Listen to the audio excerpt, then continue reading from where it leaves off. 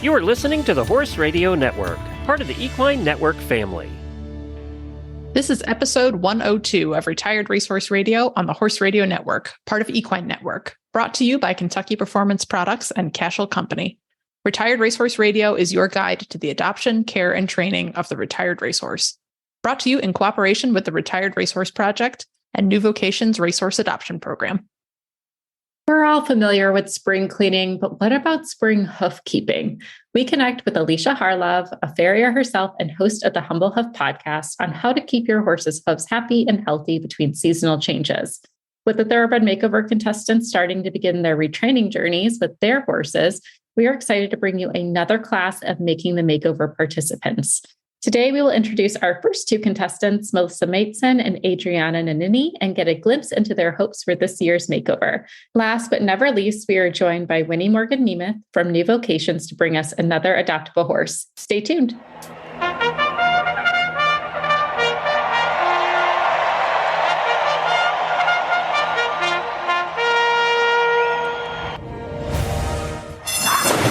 And they're off on Retired Racehorse Radio, the podcast that is your guide to the adoption, care, and training of the retired racehorse.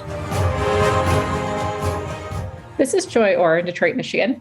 And this is Kristen Kovach-Bentley in Jamestown, New York, and you're listening to Retired Racehorse Radio. Joy, have you been riding a bunch? Yeah, you could call it that. Riding adjacent. Yes. I have been riding a lot more with the weather changes. It's been super nice to go into our outdoor arena. It's much more friendly to my horse, who is not the most balanced creature. So to have a bigger space has been really lovely to work in. But I don't know if she's as excited to have consistent work as I am. Yeah, she was in that winter model. She was. She's like really into the winter cuddles. She's never really wanted to leave cuffing season as far as her attachment to me. But when the work started setting in, like the first ride we had, I should say that, like we've been riding a little bit through the winter, but it's mostly ground stuff with maybe 1 day of riding in the indoor. And now I'm starting to up that to about 3 days a week. So still not terribly heavy. There's still break days, but what a drastic change to my horse, if you ask her. So the first day was like this really nice ride. She just was really coming together. We tried a couple different techniques that I've been reading about. So like riding with one, I don't want to say riding with one rein, but just cueing with one rein at a time for a horse who's a little more sensitive, as opposed to like, I kind of do an all for nothing. Like we're either like slowing down, I don't pull, but just increase the contact in both hands or decrease in both. And she's a horse who wants to know you're there, but also doesn't want to be told what to do. Right.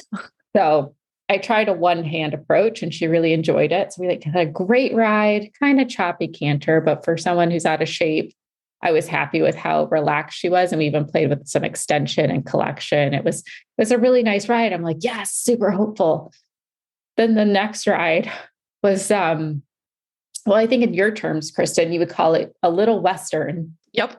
Yes. So she started out very feisty. It was warm too. It was like when we hit that weird 80-degree weather. And she was just like, I want to sleep. I don't want to be bothered. And I was like, we're just going to keep it easy. We're going to do like 20 minutes. I was planning on doing more like walk trot and like getting her to move off my legs. That's our sticky place. She really likes to hang on to my inside leg a little too much. So I'm like, let's just play with some lateral and keep it simple because it's hot out. She was not having it, Kristen. We had head tossing. We were running around like a giraffe. We made weird Winnie sounds. Like she would like suck up air and like can't even repeat it. Like it's just so strange. We were vocal about not wanting this. And she's not sore. Like I'm very she's adamant. Just opinionated. Yeah. She was not having it. She wanted to go to her pasture and be cuddled. Like that's all she wanted. I was like, okay, well, this is fine. So like, I just took deep breaths. I don't get frustrated with her. I just kind of like let her have it out. And we focused on one thing at a time, like just move off my leg. And so when she take one step off, everything was chill. I gave her full breaks and I thought like that would help until I asked for a relaxed trot. And that's when it all went downhill. It was not relaxed, Kristen. It was anything but relaxed. We let out a loud squeal and then we let it, like, they're not quite like crow hops or bucks. They're like bunny hopping. She just like the rocking horse thing. Yeah, she just bounces herself on all fours down the rail and shakes her head very aggressively. And I'm like, okay, well, good news is I have the legs of a koala and I cannot be removed. So we stayed on. That went well. And then she just refused to trot at all. But she did want to canter. She was very adamant that she is here for cantering. So I was like, fine, have a canter. It was a beautiful, collected, round canter. It's like, wow, this is awesome. It's very controlled. Nothing was out of control until I stopped. And I was so happy and I'm praising her. My bridle is half off her face. Yeah, there you go. I have no idea how long it was like that. So she is both a monster and a saint. Yeah, I'm going to go with saint. I think you should just take it right off. Just take it off, throw it in the middle of the ring. I have ridden her without a bridle before and she's fine, but not a canter, but walk trot, just kind of playing around. But yeah, when I saw that, I definitely had a moment. It was like, oh, I could have died. But you didn't. And that's the important part. My horse was more responsive with her bridle half off of her face. With the bridle I think she was giving you a throwback to that Basel episode. She was like, give it a try, Joy. No bit, no problem. I definitely felt like she's like a Jesus take the wheel type of ride that day. And it was still very productive and had some beautiful moments despite all the others. Jesus was helping you out, I guess. I guess so, because realistically, that should not have gone the way it did. You know what? That's fine. When those things happen, you just you laugh, you move on, and you're like, that was awesome. Oh, for sure. And you know what? I just I heard you in the background. Just add more leg. And that's exactly just what I leg. did. And I was fine. Always, well, I shouldn't say that. Most of the time it will get you out of trouble. Yeah. So I will try to get some video of the next one to put on social. And oh, heck yeah. I'm hoping she doesn't do her bunny hops because that's not super fun for me. But if anything else great comes out of it, I would love to show it. Or, content's content. You'll get whatever I collect, I guess. But tell me what's going on in your world, because I feel like you had a lot happening in a very short amount of time. Oh, yeah. It's been one of those horsey high and low weeks. I did a fairly extensive takeover of our social media over the weekend, and people were super excited by that because I finally did a thing and roped a calf without the breakaway on. I know. Even Zach watched it. He was really impressed. Well, it was funny because I snagged this calf. Well, okay, so here's the thing. I was intending to rope the calf by the head around the neck like you normally would. And the stamp calf was so fast, she ran through my loop. And by the time I pulled up to tighten, all I had were the back feet, which is the super advanced. If you're really good at throwing a heel shot, you want to catch him by the back feet because then you can dally, which means wrap the rope around your horn and then drag the calf over to your ground crew, which sounds really rough, but is not nearly as rough as it sounds. You just have them by the legs, just kind of haul them over just like you would if you grabbed them by hand. So I was like, all right, great. I'm going to pretend I did this on purpose. And then hollered to Eric. I was like, get it on video, which is why that video looks like the Blair Witch Project, because he was trying to oh my gosh, get his reins organized, pull his camera out. And then, of course, also keep the mom cow off of us because she suddenly realized her baby was being whisked away by its hind feet and came kind of hauling out of left field to try to murder our ground man. So, yeah, that's the video. The video is gone now. It was in our archive, but it's pretty hysterical because it's Eric yelling, go faster, go faster, go faster, because this cow's coming in to, try to stomp our brother-in-law, Charles. So fortunately, we got that calf out of the pasture, put a nice stout gate between Charles and the mom, and then he got it tagged and gave it its vaccines and sent it back on its merry way. And that calf is doing great. So so that was really cool. I was like, I did it. This is all I've wanted, all year was to productively rope a calf on purpose. I know that was in our very first episode of the year, we talked about goals. So you did.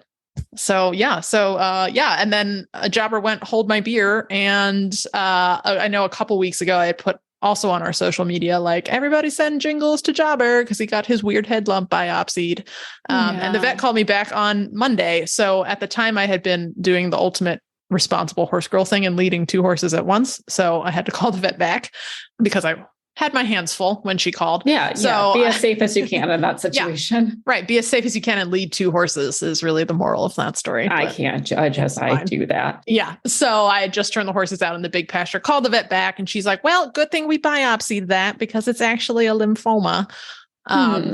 Which initially I was like, oh, huh. And as I'm like leaning against the gate, like listening to the vet, I look and there's Jobber like walking on his hind legs, trying to punch Shorty in the face. And I was like, I hear you. But I'm not really sure this horse knows he's ill. So the good news is Jobber doesn't know that he has a cutaneous lymphoma. There's a much longer name for it. If anyone is super interested in getting all the details, I will happily share them. It is the most common kind of lymphoma, which in and of itself in horses is very rare. So go figure. Jobber was like, I'm gonna get the rare cancer. So I love Jobber. Yeah, way to go, Jobber. So it is just like at the skin level, and we have been referred to Ohio State University. So we'll be going to Ohio May 8th, which will be after this episode comes out. So you all listening to this, you can think of me driving to Ohio next Monday. And then, we'll consult with the vets there. So they're pretty hopeful that they'll be able to remove it. They're going to do like a full body workup on him. And if he doesn't have any other like tumors anywhere else and they can get a good removal, then he has a pretty good, prognosis. So on average, it looks like I have been doing nothing but Googling this week. On average, and the vets confirm this, it looks like horses with cutaneous lymphoma that get a good removal and a little chemo at the site can get like 2 to 5 years. And if it's a really good, clean removal and they have nothing anywhere else, then it can be completely cured. So, okay. There's also a chance too that they'll look at it and be like, we really can't remove this. It's in a really awkward spot. And we just come home and then we just enjoy the hell out of whatever time we have left. So, we'll see how it goes. I am so sorry. Like the stress levels that you're in, like horses, they can be so stressful. They just really can be, but I have fingers crossed. And I did my own little Dr. Google when you told me this initially, because I'm like, my stress levels are high and I need to know what's going on.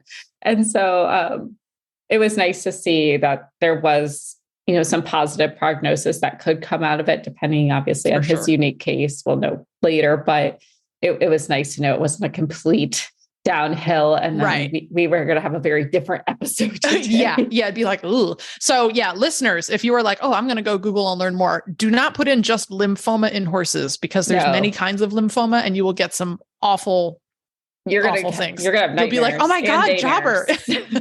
There's other various kinds of lymphoma that's like 6 months or less. And usually what happens is most owners don't realize that you have that type of lymphoma until the horse starts to show external symptoms of like really going downhill. So fortunately, Jobber feels like you caught it pretty early because Jobber decided to have it right in the middle of his forehead. Right. Yeah. And actually that little lump has been there for years. So now I feel kind of stupid, of course, because it has been there for years, but it hasn't been growing. So I have been told by a vet early on, like, oh, that's probably a cyst. If it doesn't grow, don't mess with it.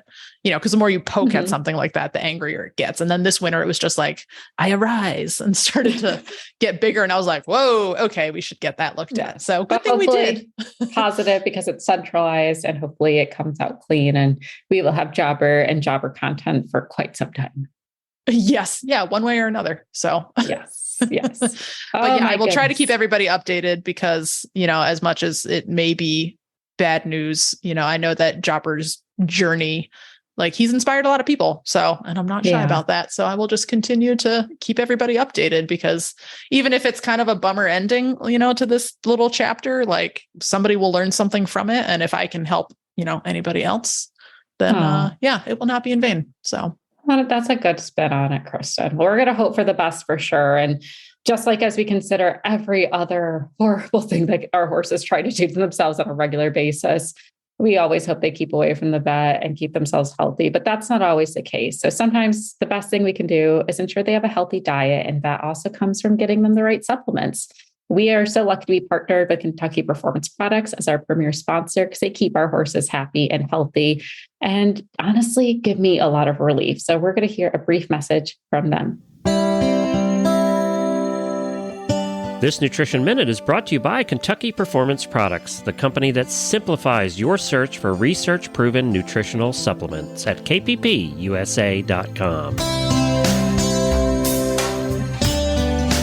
If you've ever had a horse with diarrhea, you know what a frustrating problem it can be. Finding an ingredient that works to dry up the diarrhea becomes a high priority. It turns out that researchers have found one, a yeast called Saccharomyces boulardii.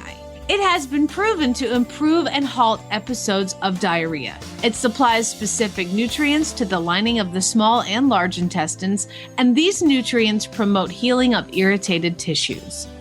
It also supports improved starch and sugar digestion in the small intestine, reducing the opportunity for imbalances to occur in the hindgut. Nalox Advanced, made by Kentucky Performance Products, contains Saccharomyces boulardii, along with a blend of fermentation solubles and stomach buffers. Nalox Advanced is recommended for horses of any age that are suffering from diarrhea. It also supports a healthy digestive tract in horses at risk for gastric or colonic ulcers, such as performance horses or any horse that is constantly on the go and exposed to stressful situations. For best results, Nalox Advanced should be fed on a daily basis. This Nutritional Minute has been brought to you by Kentucky Performance Products. You can find all of their terrific products at kppusa.com.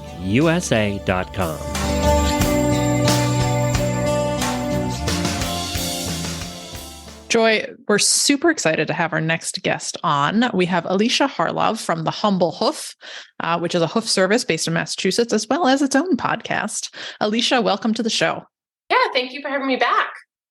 Yeah, so you and I just recently chatted because you very generously did an awesome webinar for Retired Racehorse Project a couple of weeks ago on thoroughbred feet. So we're excited to bring this subject to our listeners on Retired Racehorse Radio. So yeah, nice to chat again. How's spring treating you? Pretty good. We actually didn't have much of a mud season this year, so I don't know what it's like in other areas, but Massachusetts has been pretty dry. So I like that, having my own property, not having to deal with the mud so much. Yeah, that must be nice. We had a pretty warm spring, or a warm winter rather, in New York. So it was sort of nonstop mud season, which is unusual for us. Normally we have hard ground and that transitions into mud in the spring, but we sort of had mud all winter, which really sucked. It was not fun for my horse's feet. Same for Michigan too. It was a very bleak, wet winter, but then it got really dry really fast. Yeah. I feel like we were all in that same like northern swath of not quite drought, but definitely unseasonably dry, which of course presents some big challenges for feet in general, for horse feet, but, you know, in particular for, you know, our stereotypical thoroughbred feet, which, you know, we all like to say are not great feet. But of course we know that through good care and nutrition and, you know, maintenance that they can become good feet. So that's why we wanted to have Alicia on today to talk a little bit about that seasonal transition. So when you're coming out of winter into, you know, let's say a typical muddy spring, what are some of the ways that we can help keep our horse's feet happy? Because of course that transition in moisture is a challenge.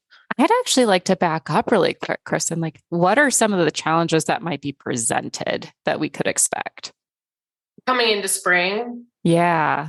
Yeah. And I feel like you were saying, every year can be so different. Like this winter for us was really warm and we didn't have much of a mud season. And what I'm having more issues with right now are hooves that were kind of wet all winter. And now that it's more dry, it's almost mimicking summer, where now I'm, you know, with hooves that aren't as healthy, I'm getting more like chipping or delamination or flakiness, as opposed to like what a normal wet season might be, where like the soles are a little soft, or the frogs might be softer or shedding more, or you have, you know, just a lack of, in a lot of the thoroughbreds that you see, like more traditional setting, a lack of that like thicker wall.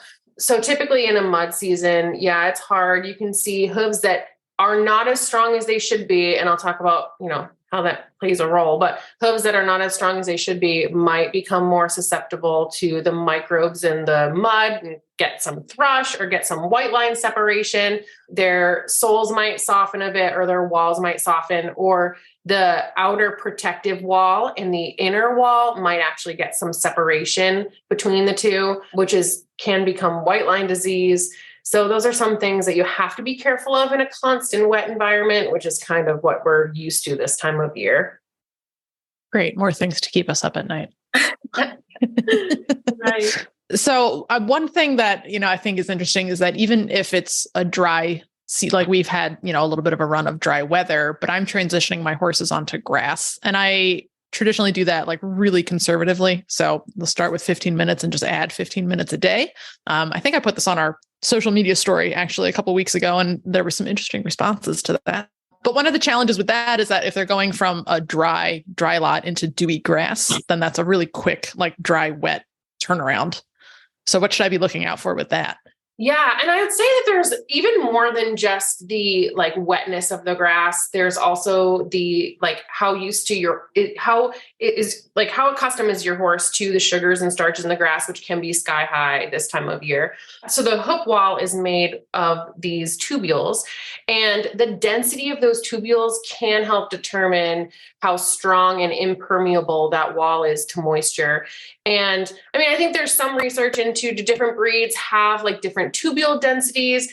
I do think that diet can play a large role in the strength of the hoof wall. And I know we've talked like ad nauseum about diet and mineral balancing. And I think that I don't want to like bore everybody with that again, but I would just do a quick plug that copper and zinc can be really helpful in helping grow out a stronger hoof wall. But, for those walls that might not have the most dense tubules or might have a little bit of, might lack strength a little bit, the chronic wet, dry cycle of the hoof going between like wet, dewy grass and then dry, firm ground, or even just constant weather changes, it can cause issues with the strength of the hoof wall.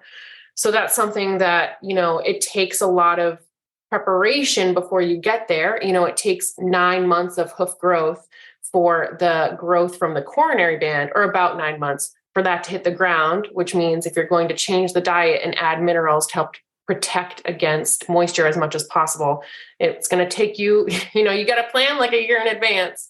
But that's something where those wet, dry cycles can wreak havoc on their feet.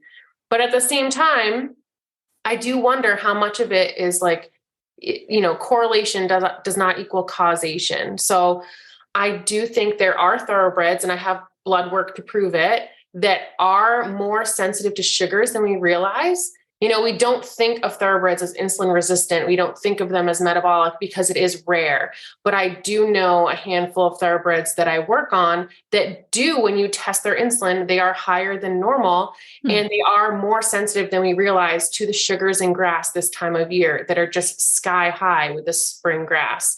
So, that transition, if you take it a little bit more carefully and don't just like chuck your thoroughbred out in the big lush field because it looks so pretty. For a lot of reasons, not just their feet, but, I think that can be playing a role even above and beyond just the moisture levels.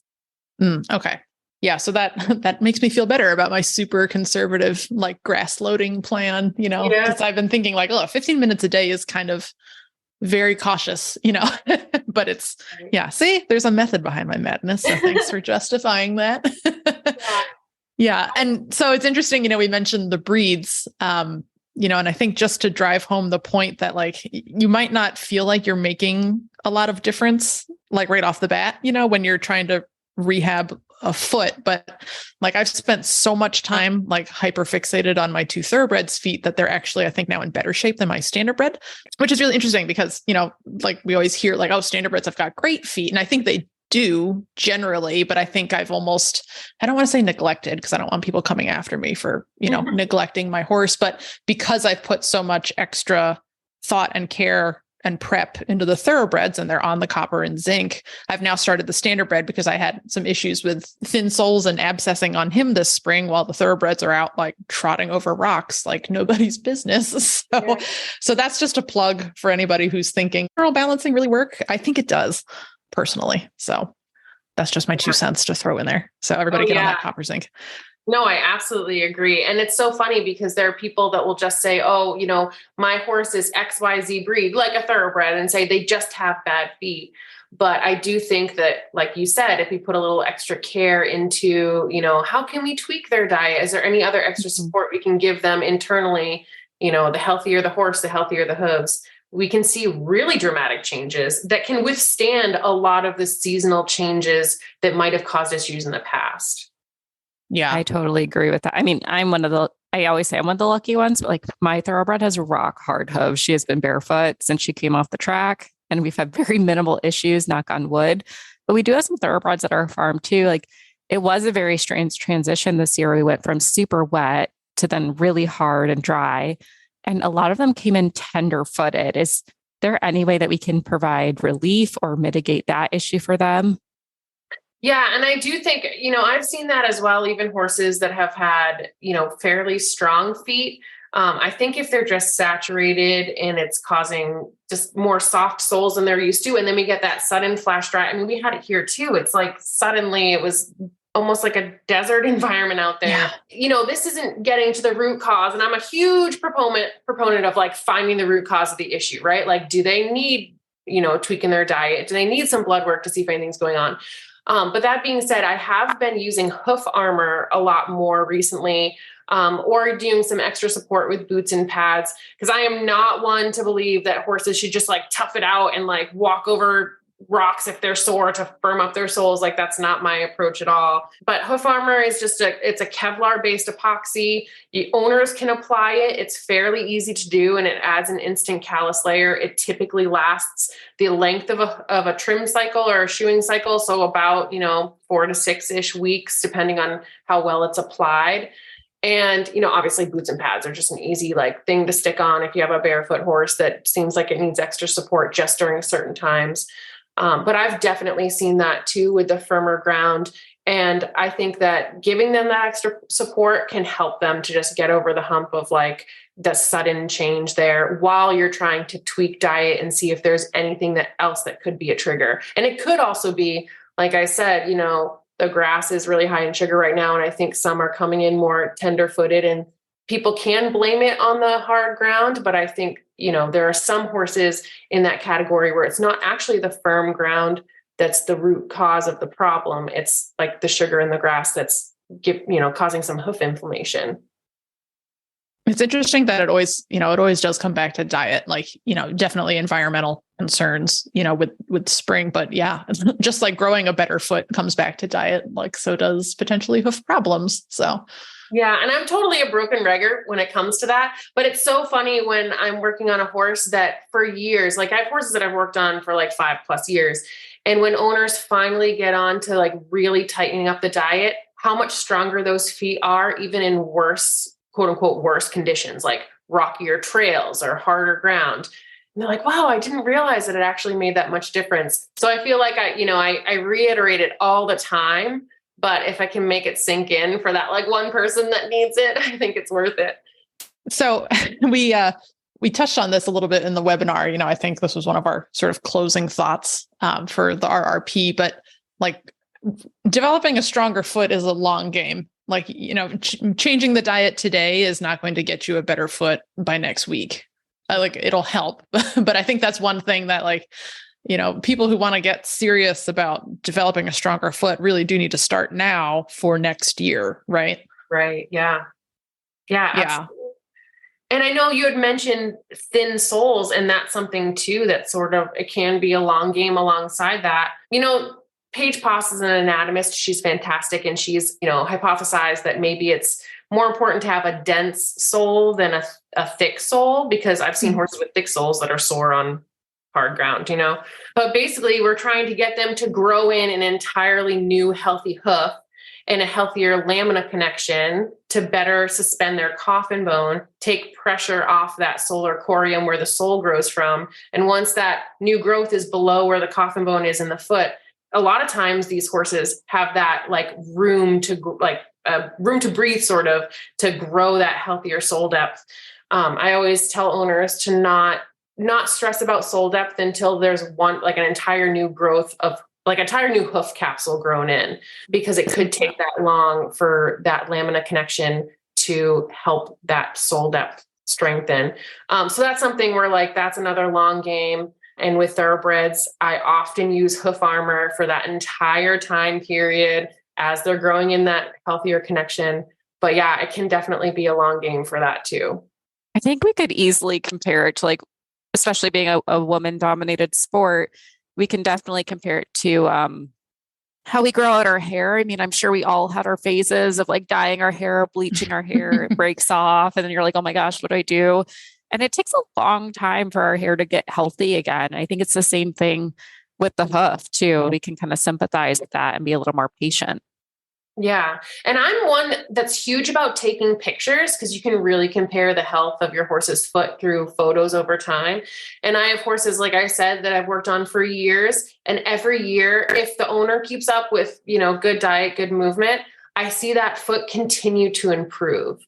So it's something where I say, yeah, it takes about 9 months for a whole new hoof capsule to grow in, but sometimes it can take 2 or 3 entire new hoof capsules until that foot's looking really nice. So, again, I want to keep them comfortable during that time and make sure that the owner's happy with how they're moving. The horse is happy with how it's moving, but you can't just expect instant results when this is like a living structure. That actually gives me more hope because we've transitioned to being barefoot just because we were having issues with keeping shoes on. And I really like how my horse's feet look now, but it makes me very hopeful that they'll look even better maybe a year from now if I can stay up on all the maintenance and the feeding and everything. So yeah, that's cool. And what's so funny is I feel like I've gotten a lot of cases because the horse couldn't keep shoes on, like the walls were just super shelly. And now some of those cases that had the worst difficulty with holding shoes on have some of the best wall health just from growing in a healthier foot over time. Nice. Well, that's good to know. So hopefully this gives everybody a little hope. Yeah, so definitely. Yeah. We've had a couple of listener questions that were submitted. And I know we've touched on this a few minutes ago, but on Instagram from FarmGirls7812, she does want to know some other strategies to help with thin soles. So, you mentioned the hoof armor, which I also use, and I've been a little lax this winter, but that stuff is great. We are not sponsored by Hoof Armor, but Hoof Armor, if you're listening and you're interested, give us a call. That stuff's awesome. It is super easy to apply. I'll have to take a video of myself putting some on after our next trim. But so yeah, you mentioned Hoof Armor. I would definitely back that up. Not that you need, my endorsement, but you're the expert. Yeah. So yeah, what else can folks do? Yeah, I always say the biggest thing when it comes to sole depth is a better lamina connection. And so what are the ways we get a better lamina connection? It's good diet, which we already talked about, and good movement. And again, like I said, it's not like forcing your horse to move over terrain they're sore on, but I like them to be out moving. The horses I have here on my property live out 24/7 and they're moving all the time. They're getting good circulation to their feet. And I just see their lamina connection becoming much healthier, I think, just through that constant pressure and release of their corium and circulation to the hoof. And I think that over time, because the lamina connection is suspending that coffin bone in the foot and lifting it up to a higher position, that can help them grow a much healthier sole depth. And for people that want kind of instant sole depth, quote unquote, instant sole depth, I do utilize glue-on composite shoeing, and even pretty much any shoe package is going to have pads or some kind of support over the sole, usually helps with growing sole depth fairly quickly. The only problem with that is often when it's done that way, if you remove that package, a lot of times they'll exfoliate that sole off because it's sort of the sole that didn't exfoliate because it was covered, if that makes sense. Yeah. So it's not always yeah, you're gaining sole depth and that's great, but it's not always that healthy, live, permanent sole that's going to stick around once they're out of, if you take them out of shoes or glue-ons. But if it's something where, I've had cases where I have a horse that's severely rotated and has laminitic issues and just needs instant sole, it's very important, stick them in glue-ons, and usually within 5 weeks, they'll double their sole depth or more. Wow. Okay. Yeah. Interesting. We had another listener question on our Facebook page from Melissa, who wants to know, is there any way to get heel to grow out? And then what do I do while we're waiting for that heel to grow out? Yeah. So I think that it's kind of an interesting question because there's so many different ways you can come to it. So a lot of times horses that don't, quote unquote, don't grow heel, they actually do grow heel. It just grows forward. And because it grows forward, when you look at it from the side, it looks like they have no heel. So in those cases, I'm so sorry for saying it again, but a lot of times the health of that wall that's crushing is because of a diet issue or a mineral imbalance. And once you get them on a better diet, and, a lot of times I'll work on some trim techniques to bring those heels back and get them to weight bear, but not so much in a way that they're crushing forward, then those heels can actually stand up and strengthen over time. And the heel, the length of the heel obviously is shorter than the length of the toe. So it takes, about half the time for you to see that full new heel grow in than it does for the toe in a new hoof capsule growth. But a lot of times horses that crush their heels often have some pain somewhere higher up or some compensation from higher up.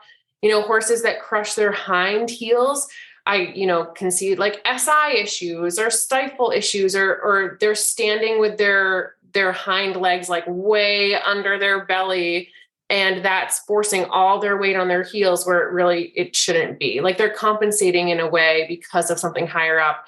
And that's where like a vet and a body worker can be super helpful to diagnose, like, is there an issue higher up that body work might help, or some kind of training program to help with strengthening their hind end to get them to just adjust their posture.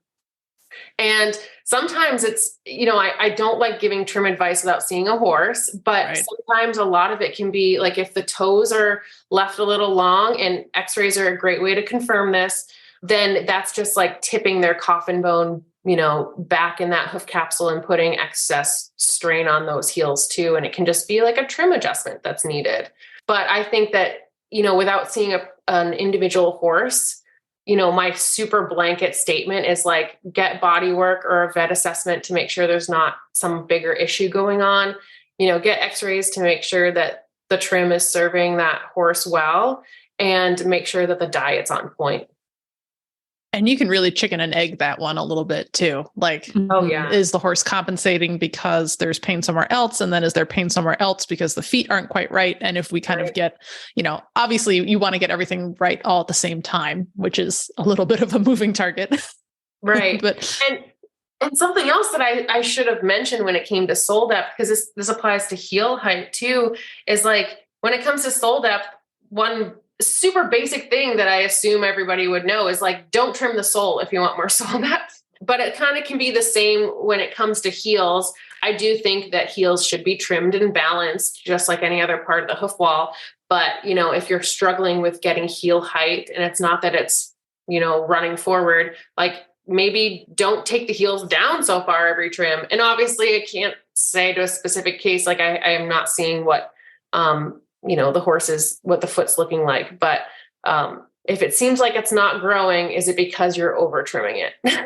Mm-hmm. So there's so many different, there's so many different ways to look at a case, and every case is so different.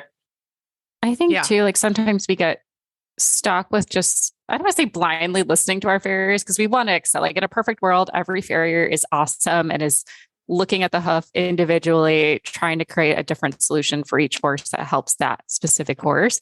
We know that's not always the case. There are some people out there who like, this is how they've always done it, and they think it's a great job.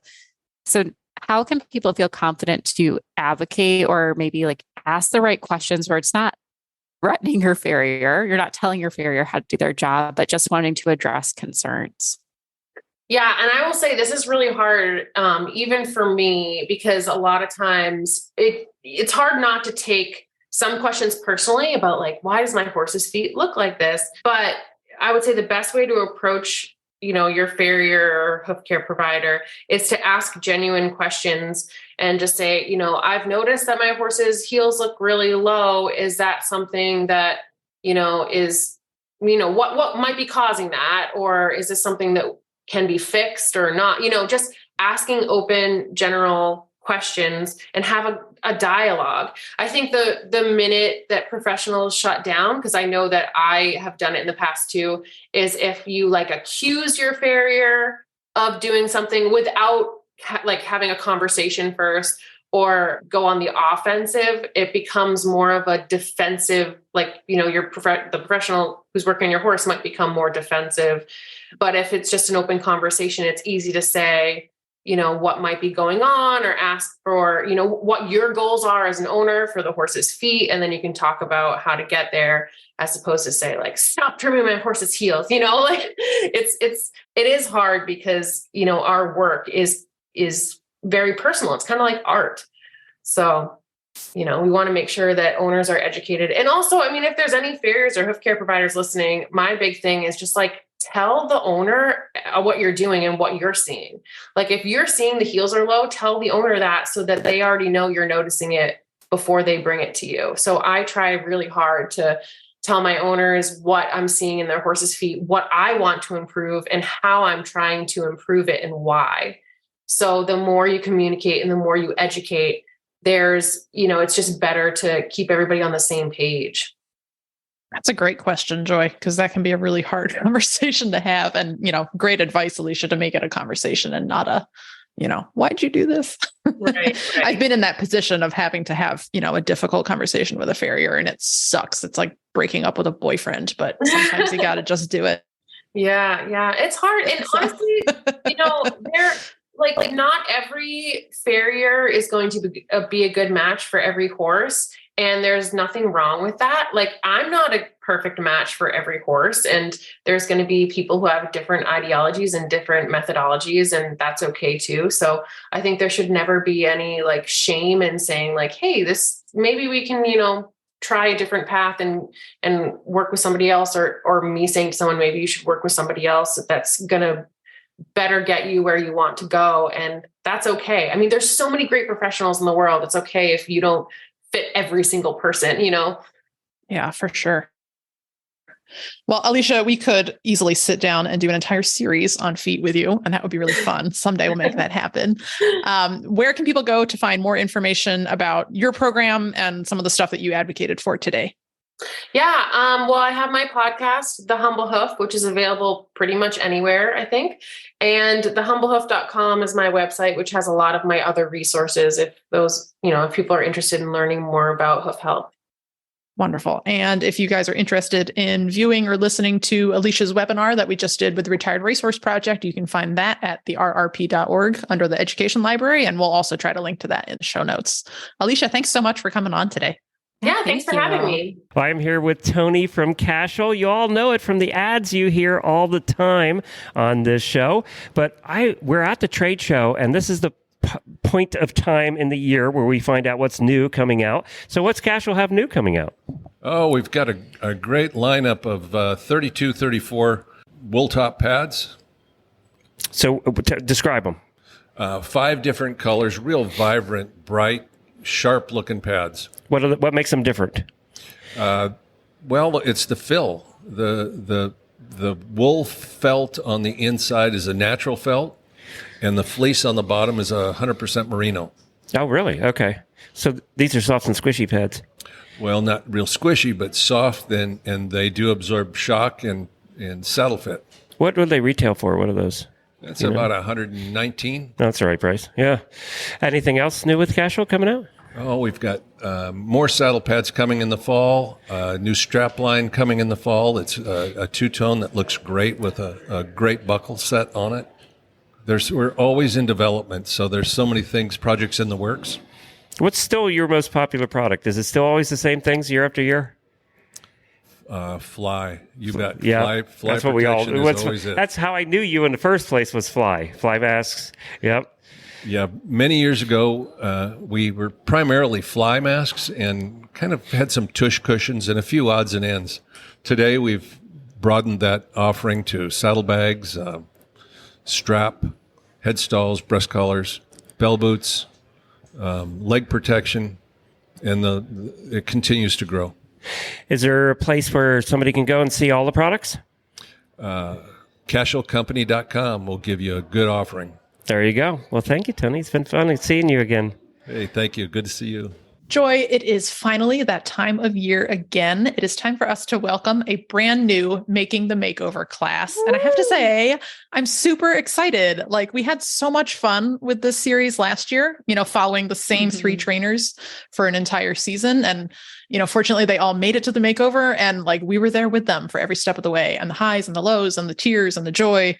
Mostly joy, not a lot of tears. Except August. August, everything August was a stressful time. That was yeah, a stressful time for all of us. But I had a lot of secondhand anxiety for our trainers. So, but I'm super excited. We're kicking things off tonight. We have 4 fabulous trainers lined up for everybody to meet and cheer along this year.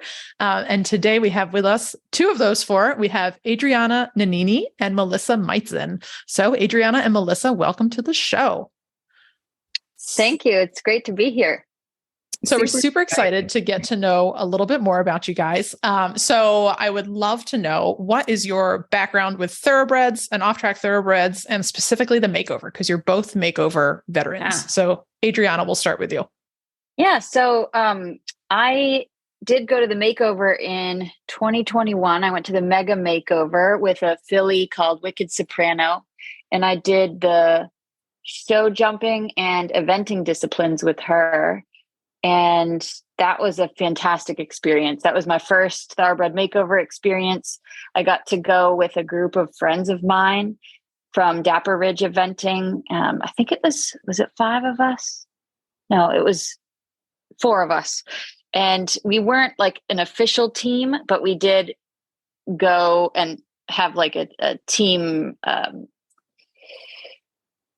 sort of team thing going, even though it wasn't official. Like a support team almost. Yeah, like a support team. Exactly. And then as far as my background goes, I run a small training and sales business here in Crozet, Virginia called Tall Tale Equestrian.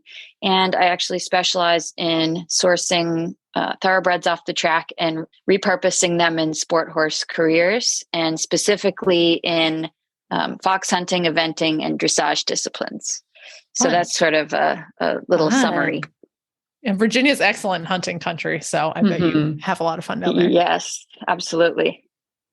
Love that. Well, welcome back to the makeover, but welcome to Retired Racehorse Radio for the first time. Thank you. All right, Melissa, what is your thoroughbred background and makeover background? So my thoroughbred background, I grew up as a working student at a hunter jumper eventing barn, and we would always kind of have 1 or 2 that came off the track for resales. And being teeny tiny, they're like, Melissa, you're jockey size, you're going to get on them. And I'm like, okay, but kind of just fell in love with them with that. And I also competed at the Mega Makeover in the class of 2021 with my mare Start of Action, as everybody knows, a secret. If you're part of the makeover group, you know how weird she is. She's fabulous. And competed with her in the barrel racing and ended up 3rd overall. Yeah. And I do remember seeing your horse in the finale. Yeah, that was a lot of fun. Well, yes. Cool. Well, welcome. Welcome to Retired Racehorse Radio. So, Melissa, I know you are bringing multiple horses to the makeover, because I guess one is not enough for you. It's not enough of a big week as it is. So tell us about your horses. It's ironic because I almost didn't even apply for this year because I was like, I can't find a horse. And now I have 2. It's funny how that happens. So I'll start with Boogie. Ballerina Boogie is a 2016 mare. She raced for a short amount of time with Jade Farb, which is actually who I got secret through. And she retired, had a little bit of a rough landing from her previous contacts. They actually neglected her quite a bit, and Jade rescued her and then rehabbed her, and they tried to breed her. She ended up losing the foal very late in the pregnancy, and so they sold her, and she kind of sat, and then Jade got her back, and I was like, well, I want her. So I've had her probably since the beginning of the year. I actually got her like 2 or 3 days before like the makeover application period closed, and I was like, okay, well, now I have to get all this done. And then Bo, my other one, his jockey club name is My Boanerges. We're showing him as Bodacious because everybody pronounces it wrong. And he is also a 2016 and raced with Dallas Keene for most of his career. Won, I want to say, just shy of like $275,000 on the track. And then he bowed in his last race, and his Racing Connections retired him and paid for his rehab, and then donated him to Remember Me Rescue in Burleson, Texas. So my boss actually adopted him to become a mounted patrol horse. And he was like, yep, nope, I'm not feeling this. And so she'd asked me to work with him for a couple months, and we ended up adopting him from her to take him to Makeover. I love that. That's so cool. And one of our first broodmare contestants too for the new broodmare division. So that's super exciting to have that represented, of course, on the podcast, but also just in general for the Makeover. We're really excited to see how that division turns out. So cool. Adrianna, who are you bringing this year? I am really excited to bring a thoroughbred Honey called Hoboken Jack. He is a 2019. Yeah, I know. Isn't that funny? He's a 2019 14-3 hand Honey. And they raced him as a 14-3, like a Honey? They actually did, shockingly. He had 6 starts, and he actually won at Belmont as a 2-year-old. Like Belmont, the Big Sandy. They raced a 14-3. Belmont. Oh my God, I love that. I just can't believe that anyone would think to race such a. I mean, and I'm sure as a 2-year-old, he was even smaller. He was clearly really freaking fast. Clearly. And he is a really cheeky little pony. I mean, he has so much attitude and character. And when I got him, he had actually just been gelded. And so he still has a little bit of that, like, sort of studdish quality, but not in a mean way, in like a funny, playful way. So he's really fun. Oh my gosh. I love that. And so you must not be particularly tall yourself if you're successfully getting a 14-3. I'm not that tall myself. I'm 5'6", and I've always been like a kind of petite person. And I've also always wanted a pony, never had one. So now I have a thoroughbred Honey. Good. You're living the dream. So there you go. Yes. I am 5'10", so I would fall off of him immediately. So, oh my goodness. I'm sitting here. I'm like, it's been so long since I've had a 14-3. Oh, I love them. And you know what? He doesn't look like a thoroughbred at all. He almost looks like a shrunken Budweiser Clydesdale because of the way his coloring is. He's a bay with a black, like a bright bay with a black mane and tail and lots of chrome. He has 3 white stockings and a sock and a big white face. So he's like really unusual looking, and people can't believe that he's a thoroughbred. Oh my God. I am so excited to see photos and videos and eventually to meet him. And does he get like a Napoleon complex of everyone being like, oh my gosh.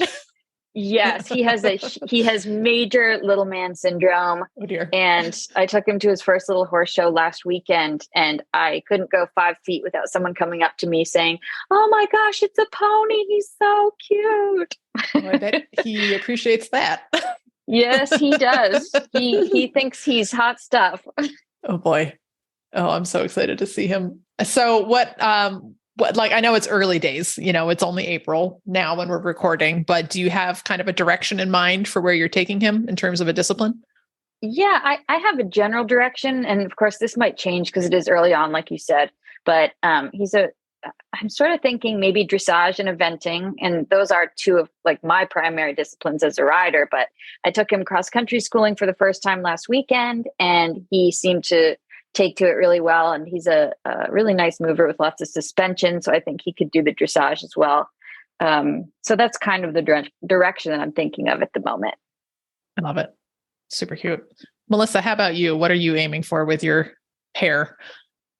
With Boogie, my plan is to do barrels with her. I've actually already got her started on the pattern, and she's gone and done a couple exhibitions. Bo, I have absolutely no idea. I'm just happy if we can trot for more than 6 steps at this point. He's incredibly lazy. And I'm like, how did you win so much money on the track? So I don't know with him yet. You have plenty of time. So he'll maybe he'll tell you eventually. Yeah. Nice. But yeah. I love it. Cool. I love it. Well, I'm going to ask the hard question. So you've both gotten to know the horses that you're planning on taking. I'm going to start with you, Melissa. Where are some of the areas you think will be some of your biggest hurdles that you're anticipating with your horses if you're training? They're both similar in a way that they're not necessarily like user friendly. Bo is very specific on how you ask him, when you ask him. He's not exactly the most forgiving. If I don't, use my rein and leg at the exact perfect moment, he's like, okay, well, I'm just going to do my own thing. You should have joined our earlier chit chat in this episode. That's exactly like my chestnut. Well, he is chestnut. Both of them are. Oh, you are asking for it then. Yes, they're our wonder twins. They both have 3 socks on the same feet. They both have white on their face. Oh, that's going to be fun. That's going to be fun. And then Boogie, just kind of getting her out and used to being in new places. Once she's been somewhere a few times, she's like, oh, okay, whatever. But like we went to our local fair a couple weeks ago and she was like, oh my gosh, there are show cows. I am terrified. And I was like, we have cows on 3 sides of us where we live and you try to go through the fence to eat them. I don't know why the fancy cows are scary today, but and then after walking past them about 40 times, she was like, okay, yeah, I don't care. It's because they're so fluffy. I don't know why we have to fluff a show cow so much. Just let it be a cow. Looks like a totally different species. Yeah. Oh my gosh. Well, I don't even know how anyone introduces their horse to a cow because I think my horse would honestly stroke out, but she's a dressage horse. Like she's not trying to do the whole Western life.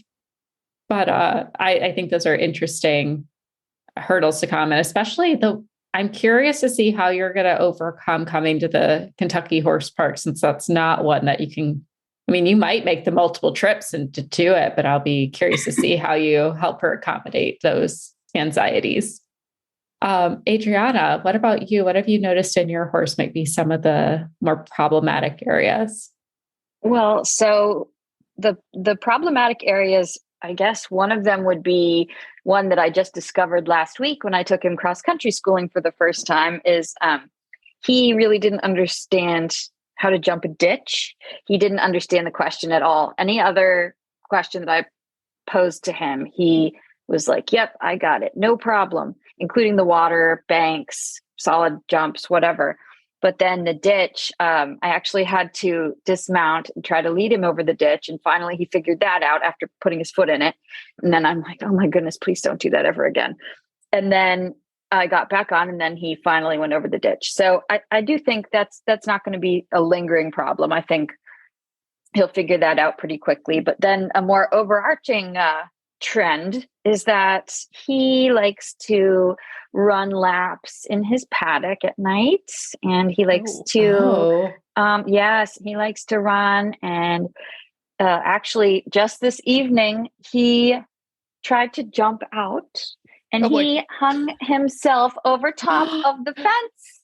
Oh no. Oh, he's got a Napoleon complex. He thinks he's a 17-hand jumper. Oh dear. So I taught him how to jump. And of course we're jumping like little 2-foot jumps, but he thinks, oh, well, there's a 5-foot fence. I'm going to go ahead and try that one. He's very ambitious, overly ambitious. Oh my gosh. Was he just like completely just like stuck on top or like? Momentarily until the fence board came down then he had skinned both of his stifles. So he has silver spray all over him. Luckily, I think that's all it was. And I actually watched it happen. It happened right in front of me. So thankfully I cleaned it up immediately.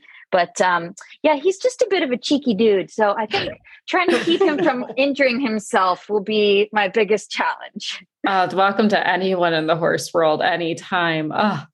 Well, somehow it's like worse that he's 14.3 and is like, I know he's got a pony. Rocket. He's got the pony complex. Yeah. Oh dear. Absolutely. Yes.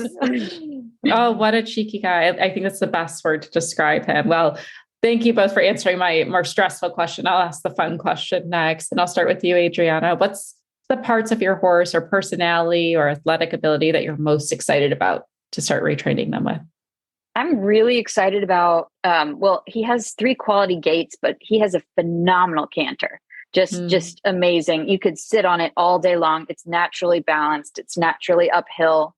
He's built in such a way that he has a short back and he really wants to sit on his haunches naturally. And so the shoulder just comes up and you can just sit there and ride him either on the flat or to a fence and he keeps the same tempo. And I think that would lend itself to really any discipline. So that's what I'm really excited about mostly. Nice. Yeah. It's nice when you don't have to try to train a canter, you just have one. Right. That works. Exactly. Nice. All right. Well, I just want to say envy that canter, by the way. Like, do you want to come work on my horse too, Adrianna? Like, should I drop her off? It's so comfortable. Oh my goodness. Yes. It's like riding a cloud.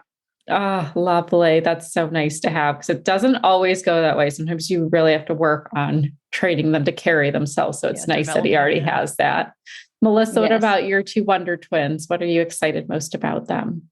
Boogie naturally really wants to stay on her hip and drive from the hind end. So getting that Lucky. in barrels, fantastic. Bo in general, kind of like when he decides that, okay, I forgive you for not being a perfect human, like he has a lot of try. He may not necessarily understand that, like, oh, you're putting your leg on me here, you need me to move laterally, but he's like, well, leg means move away or do something, so I'm just going to try. And it may not be the right answer, but there's never been like well, no, like he's kind of just like, okay, well, I'm going to try this, even though I don't know. I love that. That's like the perfect gelding response of like, oh, I don't get it, but I'll give it a go. Yes. I love that. What a fun array of horses we already have.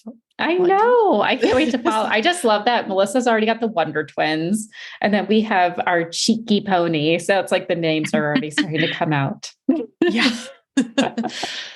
So do you guys, are you like chronicling your journey for people on social media? Like, can listeners follow you? Melissa, I'll start with you. Yeah. So Boogie actually has her own Facebook page, which I will probably end up converting to both of them because I don't want to keep up with two Facebook pages. Yeah. But, make it easier. Yeah. But currently it is Ballerina Boogie 2023 RRP former broodmare. People can also follow my personal page, Melissa Meitzen, and I sometimes occasionally post stuff there that I don't necessarily post on my, I guess, official Facebook page. Cool. All right. Adrianna, where can people follow you? I'm actually chronicling Hobo's journey to the makeover through a vlog series on YouTube. So you can find my channel by just searching for Tall Tale Equestrian on YouTube and subscribing to get the latest episodes. So far, I've posted 2 episodes and the third will be coming next week. And I'm going to hopefully keep up with it on a regular basis from now until October. Nice. Oh, good. So we can see his little sassy self in action. I know. I can't wait. Well, this has been such a pleasure. It was so great meeting you both. And I can't wait to see how you do in the makeover and your journey to it. I think it's going to be very interesting to have the broodmare division this year, as well as our regularly scheduled programming at the makeover. Kristen, any closing thoughts from you? Because I'm just like, I'm already following everyone. So if I sound distracted, it's because I'm going in and like subscribing to Adrianna's YouTube. I'm on it. I'm not a procrastinator. Yeah. Well, I know I mentioned earlier, I'm like, oh, it was super exciting last year because all 3 of our trainers, they all made it to the makeover. And like, I also realized what a rarity that was, that people that are put in sort of the spotlight scenario, like make it all the way, because we all know with green horses, especially thoroughbreds, I shouldn't say especially thoroughbreds, it just seems like they're a little more accident prone than other breeds. So we all know this. But, with any green horse, you set a big goal and sometimes, life happens and horses happen and you don't reach that goal. So regardless of how this journey ends up, you are still here. You're part of the Making the Makeover series, and we will be here to cheer you on for the whole journey, not just the makeover part. So we're super excited to see where you guys go. Thank you guys so much for having me on this podcast. And I'm really excited to be a part of it so that I can hopefully connect with the greater off the track thoroughbred community. I love thoroughbreds so much. I've always been a big thoroughbred super fan, and I will continue to do so in any way that I can and shout from the rooftops how awesome they are as a breed. Yeah, it's super exciting to be on here, especially since I've listened to the podcast since, I don't know, I guess Makeover when we went in 2021. So it's actually cool to it's finally cool to be like a part of it. Oh, I love that. That makes me so happy. Yeah, I had no idea. So yeah, thanks for listening. And thanks for joining us. Yeah, thank you both. People listen. Yeah, we're really excited to follow along with you guys, and we'll catch up with you again in a couple of episodes. Well, Joy, it is the Thoroughbred Lovers holiday coming up. It's almost Derby Day. And by almost, I mean, it's a couple weeks away, but when this episode drops, this is our last episode to drop before the Kentucky Derby. So it is time to get in our Derby picks and like commit. We're putting it now out into the world. It'll be on the podcast. So if our horse wins, we can be like, aha, there was proof. There was proof of it. Yes. Right. I'm excited for it. I was trying to get Zach to do a Derby party, but it might be a party of one for me. So if anyone wants a virtual party with me, let me know. That might be fun. We should do that. We should do a little virtual party together. So it's not too late. If we decide to throw that together, we'll put it out into the world. You'll know. You'll hear it first on Retired Racehorse Radio. So who's your Derby pick? I have two that I'm leaning between, which I know isn't the right thing to do, but I like them both. So probably my first choice by a smidge is Practical Move. He is a Kentucky bred. And I really like him because he's out of a Fleet Alex. And I really like that horse. I don't really have any good rhyme or reason. It's just a gut vibe. I think he's stunning. He's very interesting. Like, I don't feel like he's a very traditional background, but he's done so well. And I like that he's in my, my big fancy book of racehorses that I have. It's like, I just like to look at him and I'm like, oh, I just love this horse. I would like to have a horse that was by him at some point. I like his personality. And it's nice that this Practical Move has done really well too. He's definitely sitting. I think he's in number 2 spot that they're looking at as of now. I don't know much about his owner, jockey, or any of that, but hey, that's okay. We're just here for the fun. So We're here for the horses, man. Here for the horses, but he definitely has a nice track record. And again, I like a Fleet Alex. I think they just have nice work ethic, those horses that come out of him. And I'm not a big fan of a bay horse all the time, but this time I'm rooting for one. And my second choice, this is more because of like my history of my dad and watching racehorses, is Tappet Trice. And you always kind of have to pick a Pletcher horse somewhere in there. You know, they're always going to do well. So he is trained by Todd Pletcher. Really nice horse overall. I like the Tappet bloodlines. My dad's a big Tappet fan. He's out of Dunkirk, which you might not know much about him. I don't think he was super successful as a racehorse, but still, I'm a fan of Tappet, Unbridled Song. I like his bloodline, so I'm rooting for him too because of my history with my dad. I love that. Yeah. And How about you? Normally I'd be with you picking based on bloodlines, just because I'm like just super into bloodlines, and you can tell because every time Leander brings up a horse, I'm like, oh, you are the expert on the show. I'm here. I'm like the advocate. I'm like sitting here with my big mission for the show, but you really are the expert in like the racing bloodlines. Well, it's just, from sort of enough time working in the industry, I guess. But I am going for Derma Sotogake, and that is the Japanese horse. Well, it's one of the Japanese horses. And I think it is high time that Japan comes and makes a statement. They have been like getting their foot in the door. Trying. Yeah. Yeah. And they've been showing up every year, and they are coming and buying all of our best horses that for some reason we have decided are not fashionable enough to breed in the US. And that's a whole other, like, I could step on that soapbox for a while about like the fashionable lines for selling versus the lines that actually run and how they're not the same thing. And that's everything that's wrong with American racing and blah, blah, blah. An blah, episode blah. to come. Regardless.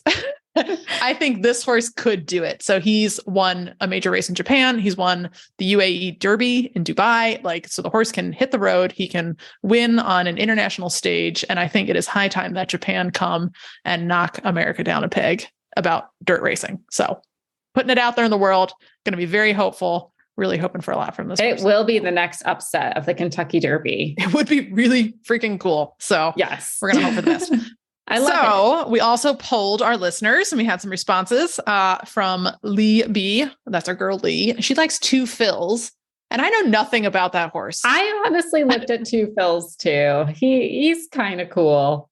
All I know is that apostrophe in his name drives me crazy because I don't think it's correct. But that's the English major in me being like, So yeah, I don't know anything about Two Phils, but V Magliaro also on Instagram rooted for Two Phils. So clearly there is something to see about this horse, and I need to look into him a little bit more. I mean, I will say I'm a sucker because I believe he's a chestnut, if I'm remembering correct.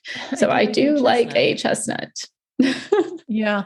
All right. I just clicked on his. Oh yeah. Oh yeah. He's almost got like a flaxen mane and tail going on too. Yes, okay, he's a it's fine. Very cute horse. He's a horse I wouldn't mind if he showed up in my virtual barn someday. Right. Or your actual barn. Or my that actual must barn. be why Hey. Lee, because you know what? He looks like Finn. That's why I bet Lee is rooting for him. Let's see. Andrew Vernatter on Instagram. I have to go with Forte in honor of my former racehorse who had that as a barn name. That is a great name, Forte. He is also a Pletcher horse, so there is a good chance he will do well. Yeah, and he probably, I would not be surprised if he goes off as the major, like heavy favorite. So he won the Breeders' Cup Juvenile last fall. Mhm. So he is probably like the logical pick on paper. And KMR on Instagram agrees with you with Tappet Trice. So now I have said all of those out loud, people. You're committed. You are committed. I know. No, shame on us, Kristen. We didn't do the Oaks, so maybe we'll do a post of who we think our Oaks picks will be. Oh, we should. Yeah, just to put out there in the world. Yeah, and I need to look into the Oaks more. I've only really been looking at the Derby fields. I'm not a great race fan. I'm like a major stakes race fan. I'm a post race fan. I like to see what they're about to do after their racing career.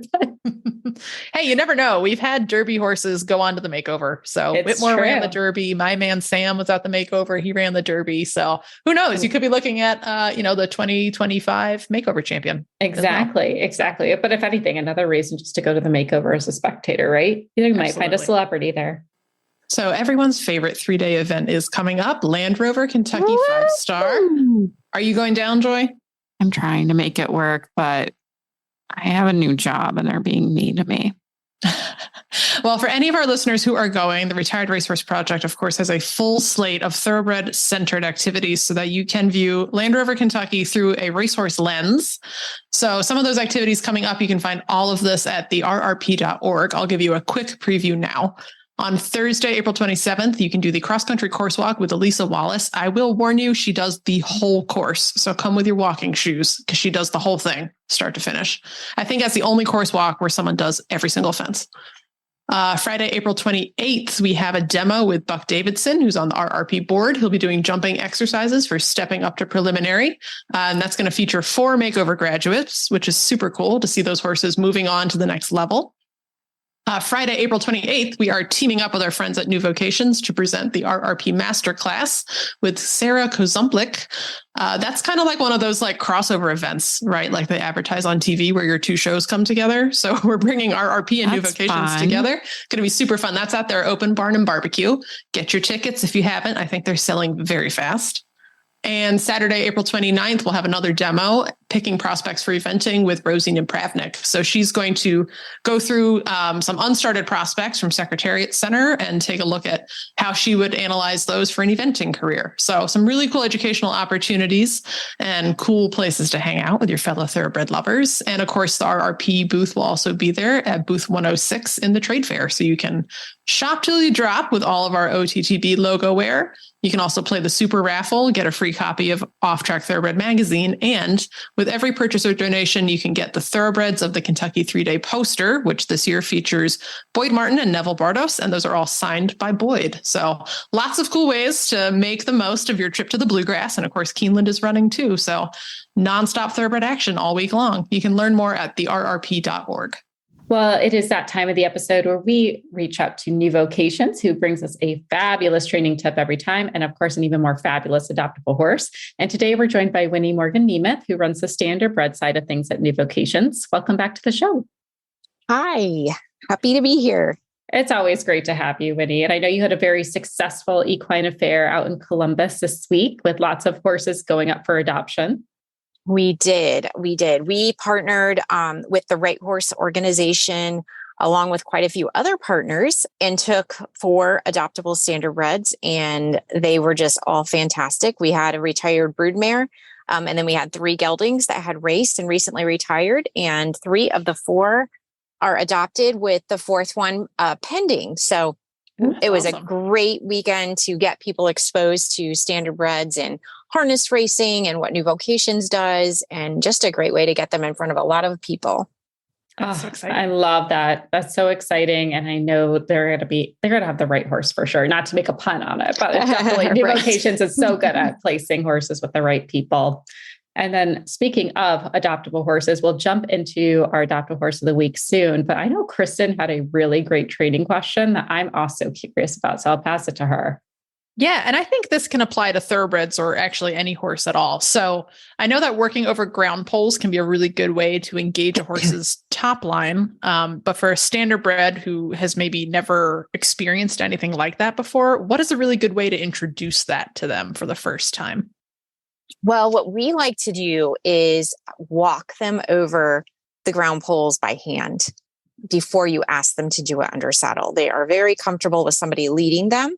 They are not always comfortable with puddles and seeing ground poles or things moving on the ground just because they've been driven most of their lives with blind bridles.